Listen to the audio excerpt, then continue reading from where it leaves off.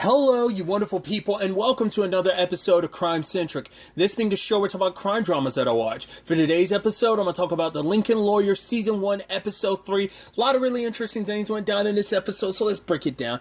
I thought it was so interesting. Obviously, Mickey gets two clients today. This episode. One of the clients, I think, is a client he's had in the past. It's not one of Jerry's clients. But she kind of gets arrested for nudity at a beach or whatever. And I love how Mickey was able to get her off by saying that, right, she was in the water topless. And yes, she only offended anyone. Did she offend anyone until after the cop told her to get out of the water? And then she ended up exposing, the fact that she's, topless, and then people got offended. So it's kind of this whole, plus the judge has got so much other stuff on her docket that it's kind of like, yeah, this is such a small fry. I think it's fine, it's dismissed and everything. But obviously Mickey's going to be back in court later on, same judge and everything, because he's got another client, Eli, who they couldn't find any files on at Jerry's office, which in the grand scheme of things, I guess should, well, because I guess you still lump it into maybe it's a case that he was working on at the same time that just happened to potentially be in his briefcase when it was stolen.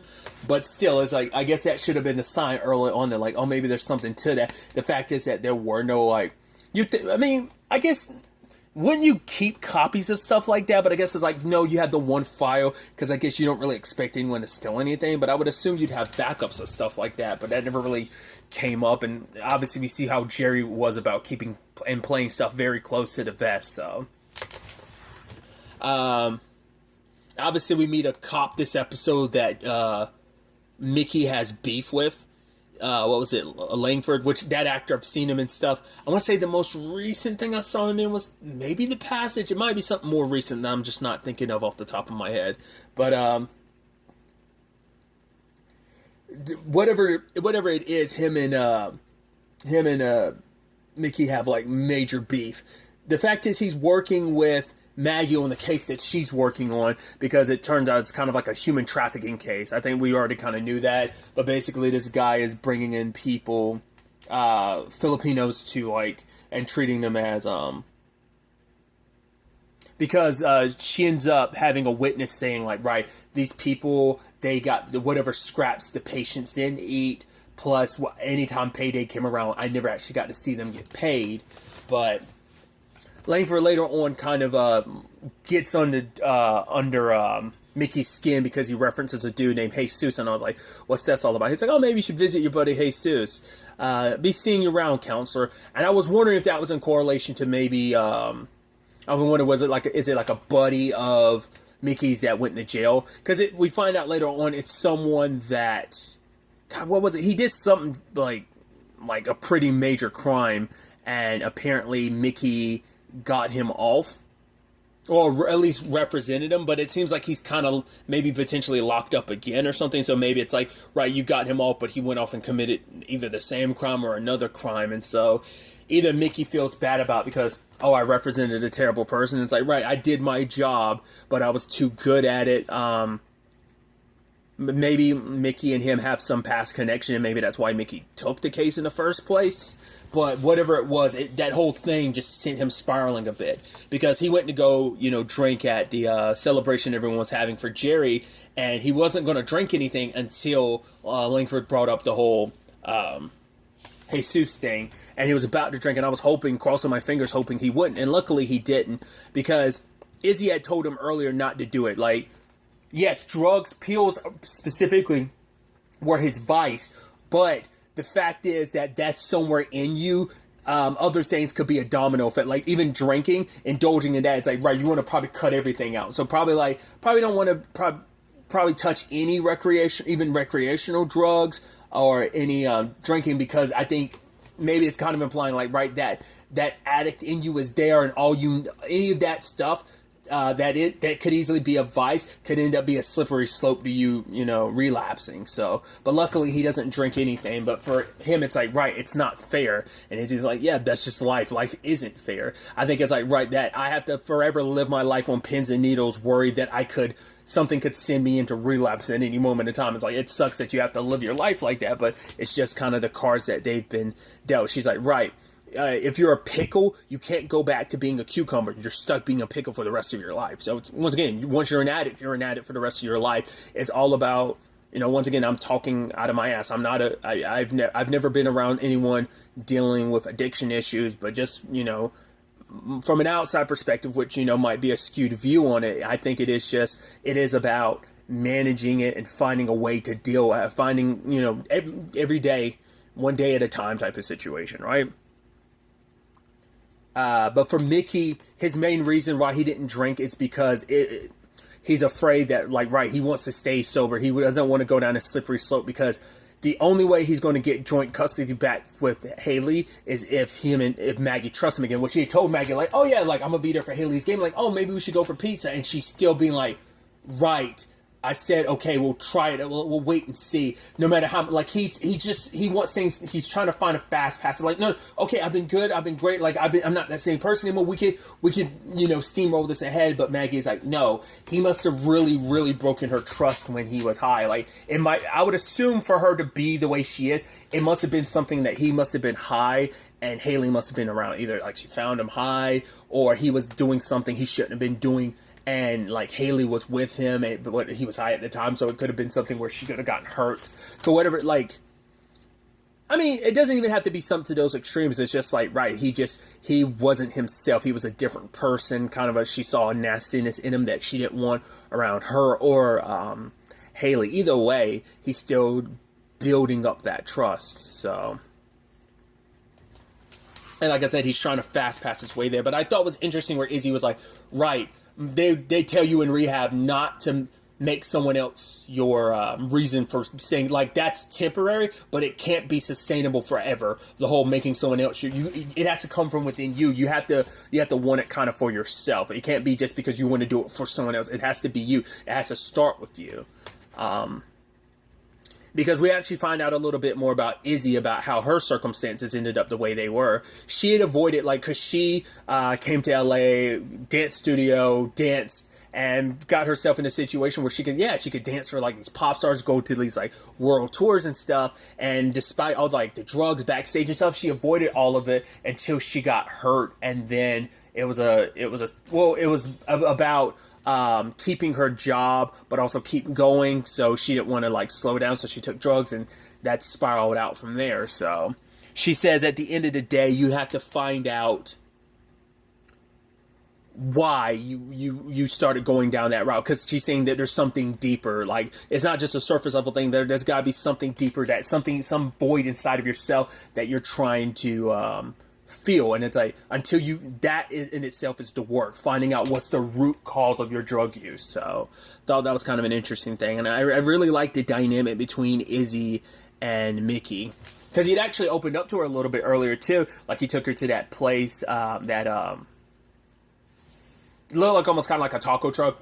He had taken her there and opened up a little bit about being born here in LA, but he after his parents split, he lived in Mexico City with his mom, but every so often he'd come here and stay with his dad during summers or something like that. So just thought that was kind of an interesting, budding friendship and everything. We even found out that Izzy actually was staying in her car until recently. She's 2 days ago, I was able to buy, get a place because of the money you're paying me to be your driver. So I was oh, that's nice. Because he had saw that car and it looked like someone's living on it. I was whose car is that? But it makes sense. It's right, the cars they drive aren't Izzy. She doesn't get to take them home with her. She, she's almost basically the equivalency of a truck driver. It's okay, I'm going to drive my personal vehicle to here so I can pick up the truck and go do my deliveries, drop them off, and then come back and go home in my said vehicle. Of course, she wouldn't drive home with the Lincolns, but it just never really crossed my mind. So I wasn't really sure. I was wondering if that was Izzy's. I just wasn't sure. But yeah, it turns out it was.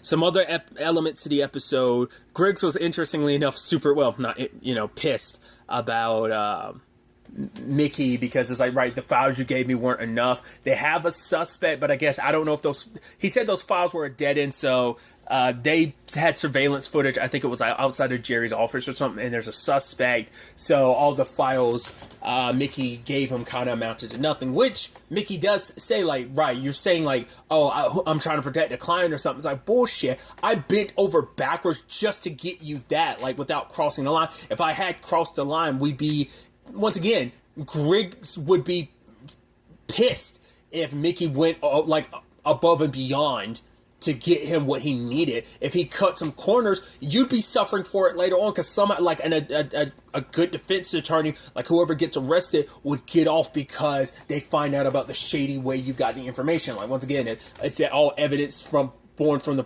all fruit from the poisonous tree.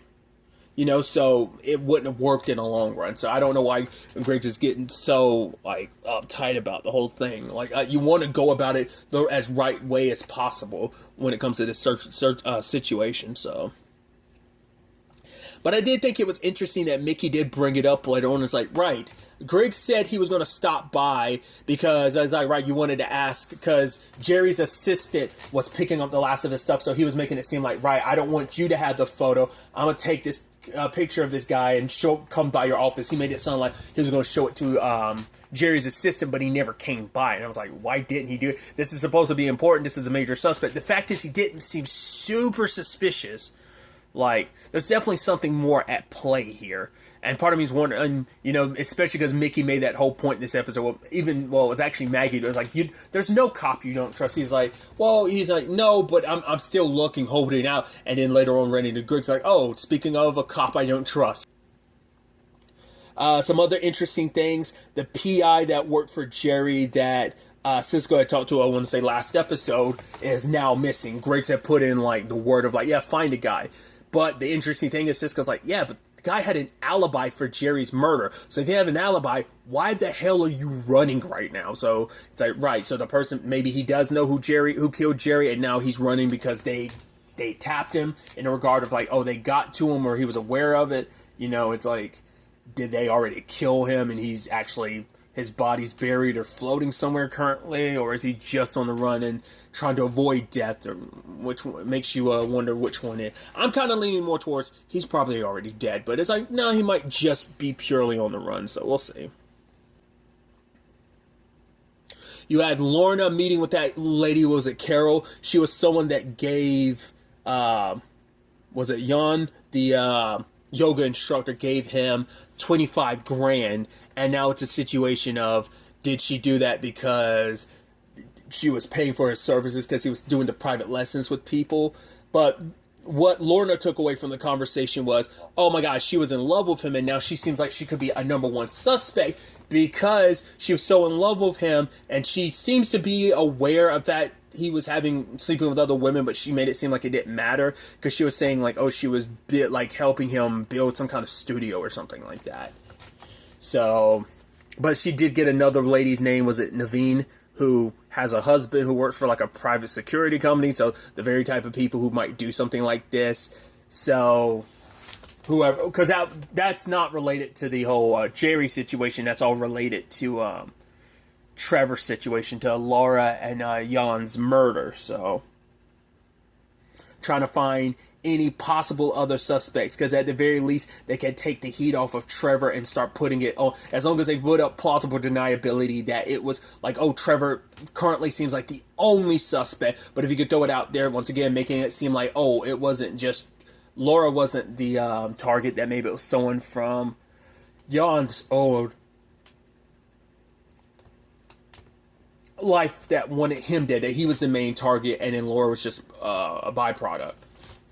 So I thought it was also, when Lorna was talking in front of Jerry's assistant, I'm like, should you be doing that? I mean, I guess she worked for Jerry, but I'm also like, I don't know, a little suspicious, because it's like, well, I mean, she seems so hurt about Jerry, so it's like, right, but you never know with these twists. I mean, she could be playing it up, really. The fact is that she's so heartbroken, makes you almost go like, is she faking this? Is she, like, going above and beyond just to make it seem like she cares, when in actuality she's responsible? That's why I'm like, I don't know. There just seems like she just...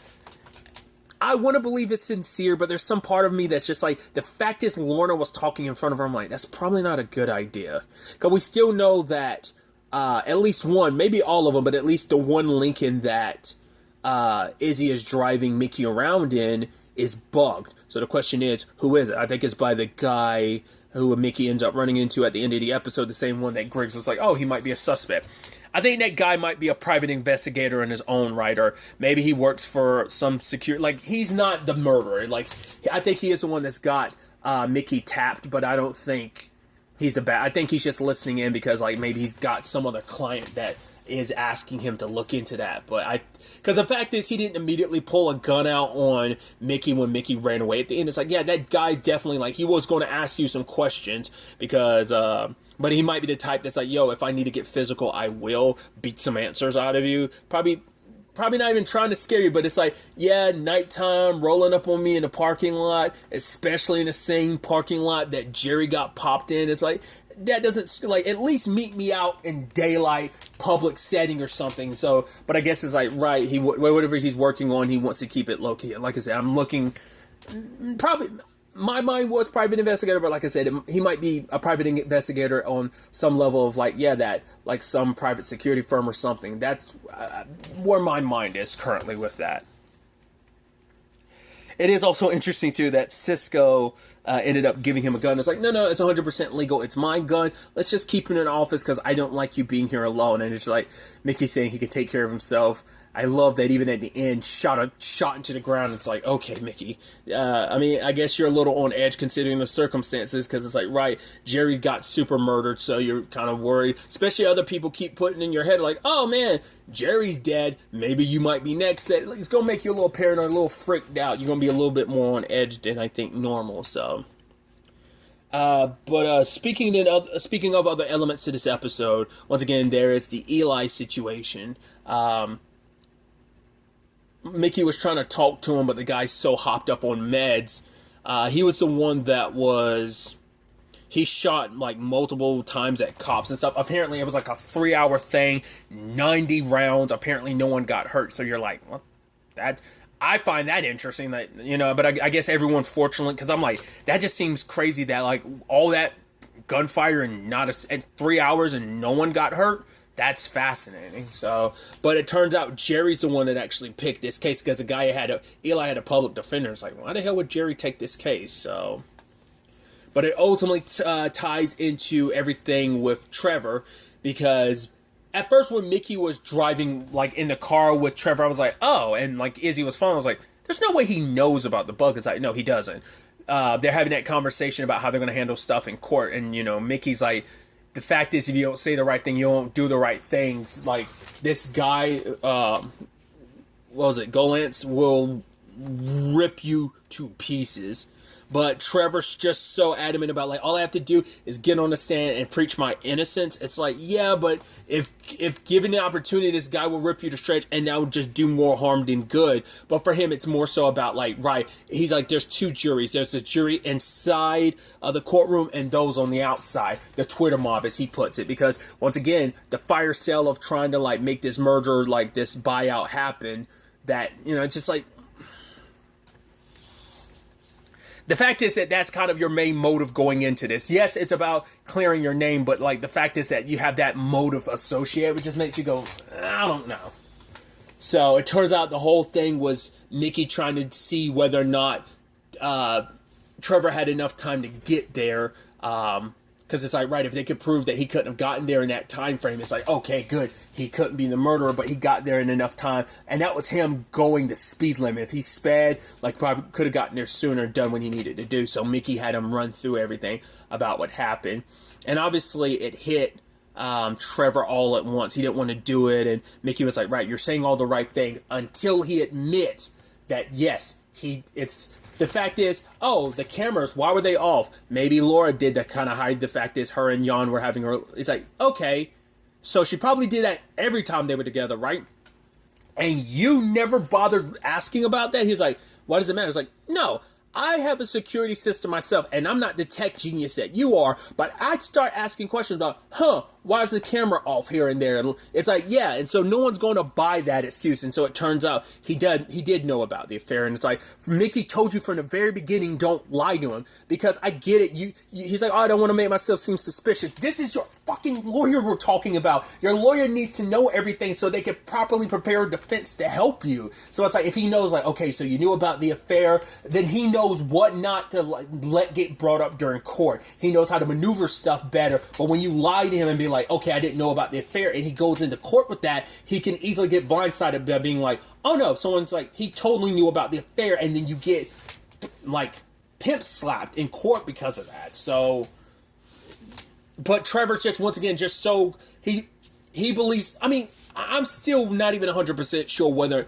because I've watched too many like crime drama things, murder cases and stuff like that. Once again, not anything true crime, but just TV shows and a few movies in the past where you're just kind of like, oh, you think this person is innocent, and then you get flipped right upside down where it's like, nope, they're super, super guilty. And it's like, you were defending this person, and it seemed like, oh, did they actually do it? But it's like, no, they didn't do it. Wait, actually, look, they did do it. So that's why I'm like, you know, I use an example more recently, especially on the wife thing, which obviously is David E. Kelly as well, is the whole Undone situation. So both the, well, spoilers, both the movie, well, the TV show and the book played out the same, but the route getting there was different in that regard. But nevertheless, because apparently, but circling back, apparently in the past, he cheated and she stayed with him. And once again, it's like, right, even with the affair situation, I didn't like the idea that she was fucking someone, but I don't care. I wasn't going to like destroy our marriage over that. I would have kept us going. So it's like, this just didn't play out, like, because Mickey said, yep, you said all the right things until there. You put yourself on the cross, and you gallants will rip you to pieces on the stand. So we'll see how that all ends up playing out next episode. Really quickly, I actually forgot to talk about the most important thing that Mickey ended up discovering as I was kind of talking about the whole Eli thing. I kept being like, okay, so what this necessarily means, who knows? But Eli, his case is so important because he was arrested the same day that Trevor was. So there's some correlation there. So maybe while they were locked up together, maybe Eli will witness something, but obviously you're going to need him like pull back from the medicine, all the meds he was on, and maybe that also means helping his respective case that he's on. Like, well, because it turns out he's a vet, and I guess just life didn't play out the way, you know. Once again, the commentary also always being that we don't always treat our vets the best, like when it comes to acclimating back into just everyday life. I mean, just like life just doesn't always work out the way. Once again, I think that's a combination of many different factors that play into that, but more so just a big factor being we don't help them amalgamate back into, you know, what they've been through and to help them readjust essentially, I think. So maybe the same thing happened in this guy's case, but once again, just pure speculation on my part. But you assume, like, because it turns out it seems like Eli's the magic bullet that they've been looking for, because once again, now it plays into, right, that's why the files were missing, because because they were in the potentially in the briefcase along with everything related to whatever strategies he had about Trevor, and it's like because these two things are connected. So that's definitely going to be interesting to see how that plays out as well. What that all ends up necessarily entailing, because it seems like he got arrested, well, at least arrived and booked well hours after Trevor did. So makes you wonder what the correlation necessarily is there. Like, how is he the magic bullet? We'll have to wait and see. Ultimately, we'll have to wait and see where all of this ends up taking us going forward into the next episode. But really, that's all I'm going to talk about. Until the next time we meet, be happy, be safe, live life to the fullest, and enjoy it. Good day, and goodbye.